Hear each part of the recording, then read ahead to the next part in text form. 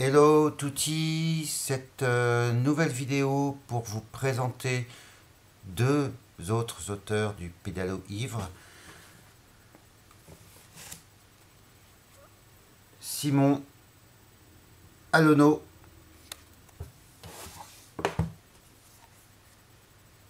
Thierry Radière. Alors, Simon Alonneau. Simon Alonneau, le plus jeune du catalogue du Pédalo ivre, même pas 30 ans, un poète lillois que j'ai découvert grâce à François-Xavier Farine, je balance les noms des passeurs, remarquable passeur de poésie, il a un blog que vous trouverez en lien avec le mien, et François-Xavier Farine est bibliothécaire. C'est quelqu'un de plus jeune que moi, c'est quelqu'un qui m'a fait découvrir beaucoup d'auteurs, vivants ou morts. Dans le cas de Simon Alonneau, alors autant le jeune Grégoire Damon, je peux dire que c'est le Pédalo ivre qu'il a découvert. Dans le cas de Simon Alonneau, ce n'est pas le cas. Je vais faire un petit saut dans ma bibliothèque. Hop. Non, je ne le trouve pas. Si je le trouve. Voilà. C'est la revue Polder qui a découvert Simon Alonneau, qui l'a publié en premier. En deux, il y a le Pédalo ivre. Voilà. La revue Polder, je vous en ai déjà parlé. Enfin, Polder, c'est la revue des charges, c'est gros texte. Je m'intéresse au texte de Simon publié au Pédalo ivre. Quand ce texte m'est parvenu par la poste, vivement recommandé par un ami commun, donc François-Xavier Farine, j'ai testé le texte, le recueil. Comment un manuscrit ça se lit à quel moment parfois ça se lit dans des conditions pas possibles. Le manuscrit de La vie est trop vraie, je l'ai lu dans une salle d'attente de la CAF. À un moment assez sordide. Et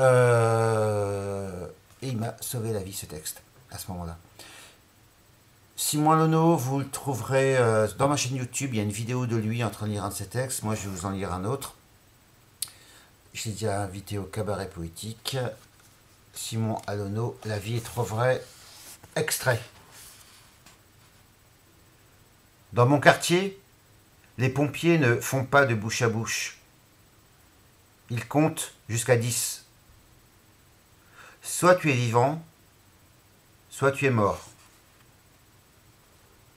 C'est toi qui décides. Souvent des textes courts, parfois on frôle l'aphorisme.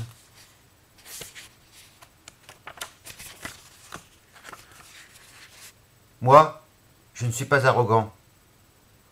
Un conducteur roule à contresens.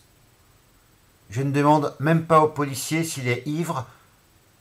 Je me tais et je meurs.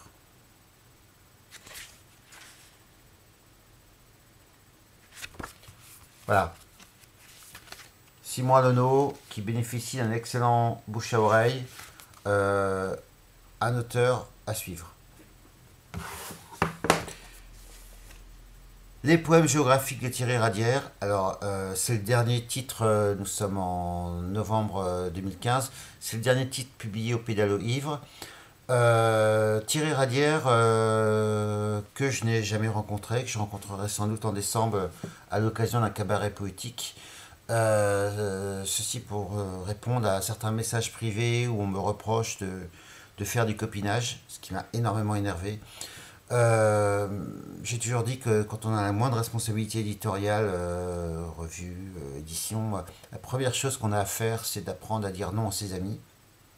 Donc j'ai refusé les manuscrits de beaucoup d'amis. Même quelqu'un, un auteur que j'aime beaucoup comme Grégoire Damon, que j'ai publié à 2 reprises, même à Grégoire, je lui ai refusé des textes. Donc, quant à Thierry, je ne l'ai jamais rencontré.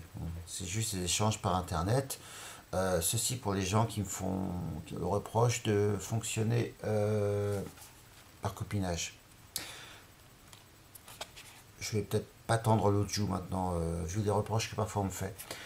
Je reviens au poème géographique Thierry Radière. Thierry Radière est un auteur d'une cinquantaine d'années, à peine, 50 ans, découvert par Daniel Labedan, les éditions Les États civils, et là encore j'en ai déjà parlé dans d'autres vidéos, donc notez bien ces noms, faites les recherches Google. Il y a des réseaux qui sont de bons réseaux, qui sont des réseaux intègres, passionnés. Que vous dire de Thierry Radière? Oui, découvert par Daniel Labedan aux États civils. J'ai lu pas mal de textes de lui. Il a sorti trois quatre titres en l'espace d'une année. C'est maintenant qui perce. Euh, Moi, quand j'ai découvert son écriture, encore une fois, sur Internet au départ, j'étais frappé à la fois par la maturité et l'absence de graisse, on va dire, dans son écriture. Ça m'a extrêmement impressionné. Poème géographique, j'aime pas résumer un recueil de poésie, mais il y a quand même une thématique, hein. On est dans une virée dans le sud-ouest, dans la belle famille. Extrait. Nous ne reviendrons plus dans cette maison où tu pleures en cachette dès qu'on y séjourne, même quelques heures. Les coffres-forts sont bien cachés. Près de l'océan, on ne sait jamais, du monde circule et de plus en plus maintenant que la route principale du village passe devant chez eux. Tu es sûr que c'est une vengeance du maire?